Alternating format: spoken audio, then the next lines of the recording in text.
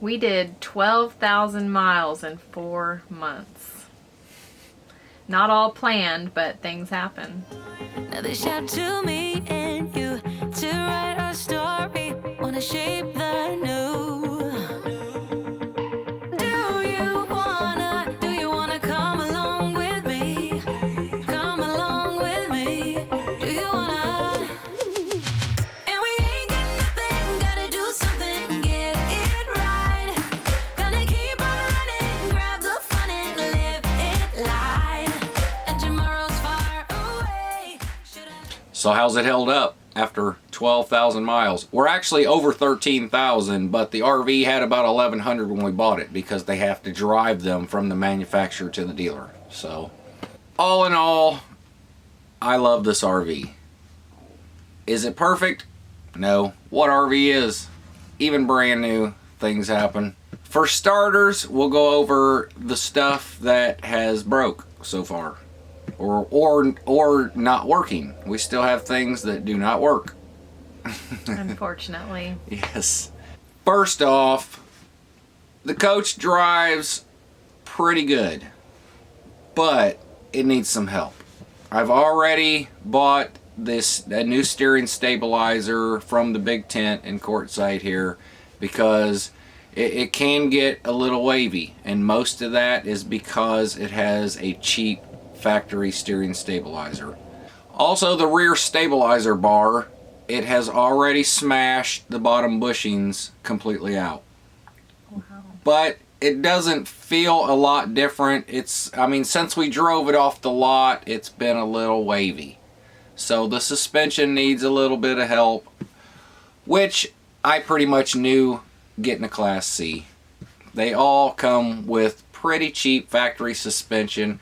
There is a couple exceptions, like I think some of the new Integra high-end Class Cs, they have a little bit better suspension, but could probably still use an upgrade. And I think Jayco has something called J-Ride. They put some airbags or something on it, maybe better shocks. But other than that, they're all pretty much crap from factory. But those might last a long time for you if you only vacation a couple weeks out of the year. So that might work great for some people, and this isn't an issue. But we're talking for full-timers here. This thing sees a lot of miles on the road. The V10, I am very impressed. The V10 pulls plenty good enough. It really doesn't need any upgrades, but we might do a few things down the road once the warranty's up and the engine has a lot more miles in it. But for now, we have no problem doing mountains, anything else, pulling the truck with the Razor in the back. And down the mountain is, to me, it's easier than going up now. Because with the V10 and the 6-speed transmission, when you're in tow mode, the transmission really helps you down the hill. So I'm not really braking a whole lot, which is pretty awesome. Yeah, definitely a big change. As far as the suspension, I do like that it's softer. We're just going to work on the sway, because I did shocks, I did airbags, I did everything on our old Class A Monty, and it handled and drove really well, but it was very, very stiff suspension. So any kind of rough road or expansion joints on highways, it took it really rough. It was a pretty loud bang. Oh yeah. Every time. And in this, it's night and day. This is pretty quiet on any type of road. On the expansion joints, it sounds like your car or just a van. You know, there's no loud bang. So that I like. Now, we did have the bathroom fan quit working. I did fix that myself. It was just a loose ground wire. And also Candace had one of her drawers in the bedroom, the slamless, whatever you call it, wasn't working right, so it wouldn't stay closed, and it just needed to be taken out, and the track needed locked. So that was a pretty easy fix. The only thing that is still not working is our light switch that allows us to use the lights on the outside of the RV. Mm-hmm. We are still waiting for the part. They actually ordered the wrong part, and I don't know when it was going to get fixed or corrected, if they were just waiting for us to contact again and say, hey, what's going on? We finally figured out how to do that, which email is much better than trying to make a phone call, that we have learned. Yeah, they don't answer phone calls. No, that's very messages. confusing. But the emails really get things going. So Yeah, we sent a couple emails out, and now the part's supposed to still be coming to them and going to our address, and then we can have it shipped to us. And hopefully before we leave quartzsite, we'll be able to use our outside lights. Well, it's not just the outside lights. There's actually 6 buttons on the switch. It controls the awning lights, the outdoor lights, the entry light, the step, the main lights. So there's a lot on the switch. Yeah. Now, a couple things on the switch we can control from other areas like the bedroom, but the awning lights, the LEDs on the awning, that was the only switch, so we've actually never got to use them, and we've had this coach going on about 5 months. Yeah. So we're really looking forward to having everything working. But that being the only real issue. Yeah, that really has been the only real issue as far as the RV part of it. Everything else is working pretty good. The residential fridge is, I think, one of my favorite things. It's just like, it never uses propane. It's running off the solar, so I don't even know it's running. It uses so little of power. And it's so much bigger, and I never have to chisel ice out again. And it cools much more efficiently. It does, it really does. The freezer works really better than we need it to, so. Yeah, I had to turn the freezer down. It was freezing things, so even ice cream so solid you couldn't eat it. So, definitely works really good. And the only thing that we miss about the old coach really is the oven. We don't have a gas oven anymore. We just have the convection. And it works just as well. It's a little bit different, but it was kind of nice to be able to use your oven and your microwave at the same time if you need to. So now I got to kind of time things a little bit better. And so it's an adjustment, but I mean... It works, and it runs off solar, so we're using a lot less propane than we used to use. Really, the only thing we use propane now is when she cooks on the stove and the hot water heater, and it's a tankless water heater. That's another thing. I like it, but you have to use a lot more water because you have to pretty much crank on the hot to get it to actually kick on and stay hot. So you are kind of burning through some hot water. That has been a little bit getting used to, but still, again, hasn't really been a problem, just some adjusting. Yeah. But I do use my stovetop a lot. I know a lot of people have commented, said they don't even really touch their stovetop, and I don't know how. I mean, we haven't really changed how I cook from this RV from the last RV. Or from a house. No. Everything's the same. She cooks dinner almost every night. She cooks dinner in the kitchen. Yep. And it's a delicious dinner, too. The outdoor entertainment center, I love it. We've barely got to use it because we got the dish dual, and the second receiver, it just doesn't pick up the signal the same. It'll keep losing signal, and the TV in here will be on the whole time working fine.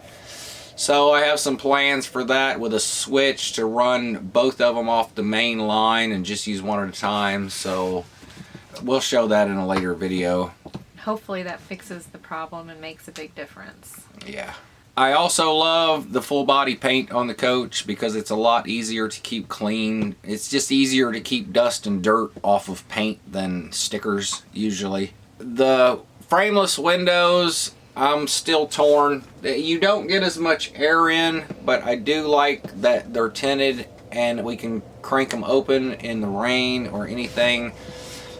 Basically, the only drawback is you don't get as much airflow through it.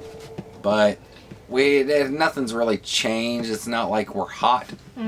Well, you don't get as much airflow, but this coach cools and heats much more efficiently than the other one did. So we haven't had any issues really with not being able to stay cool enough in here because this coach stays relatively cool all the time. And the windows being tinted makes a huge difference. Yeah. Our other windows in our other RV were not tinted in Monty. It's hard to tell. You can see out really well from the inside. but they're tinted pretty good. From the outside, you can't really see in here at all. I love having the extra storage up top, having somewhere to put our laundry and extra toilet paper and paper towels and stuff like that is really nice. It's up out of the way, not just laying around somewhere. It's turned into kind of a catch-all, but I'm going to fix that. We try not to keep anything too heavy up there besides the water, and I try to keep it back instead of putting it around the perimeter, because you have to understand, they rate these beds usually at like 400 to 500 pounds, somewhere around there. But that's meant for someone to sleep on. You shouldn't have anywhere near that kind of weight on there as you're bouncing down the road, because that's a disaster waiting to happen. You're going to end up pulling that cap loose somewhere, and then you're going to have leaks. So I'd advise that if you're going to use it for storage, try to keep really light things up there.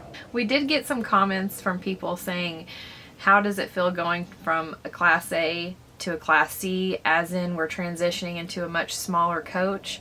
But it really doesn't feel that way at all. Well, it's not this smaller. coach has so much more storage.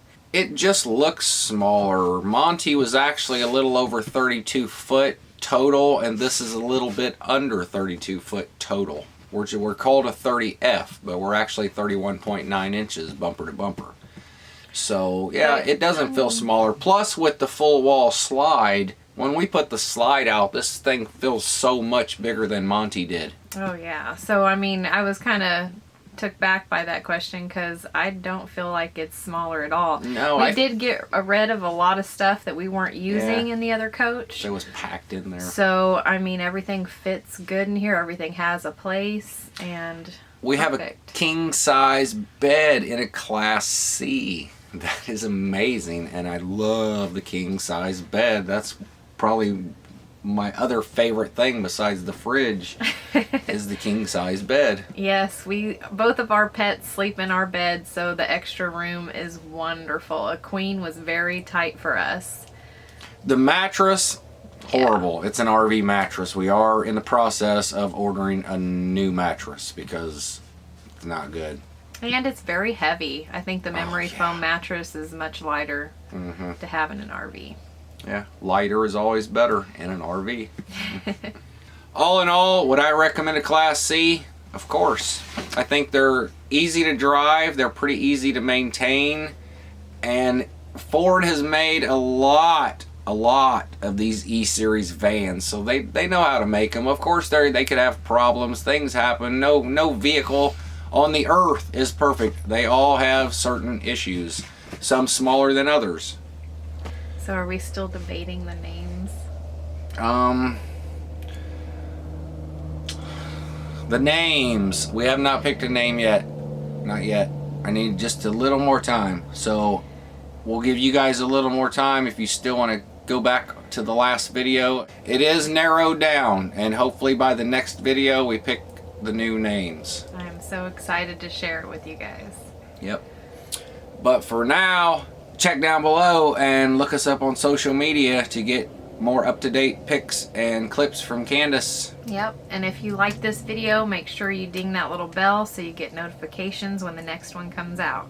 If there is anything we didn't cover that you would like to know, leave it in the comments below, and a big thumbs up really helps. Yep. Thanks for watching.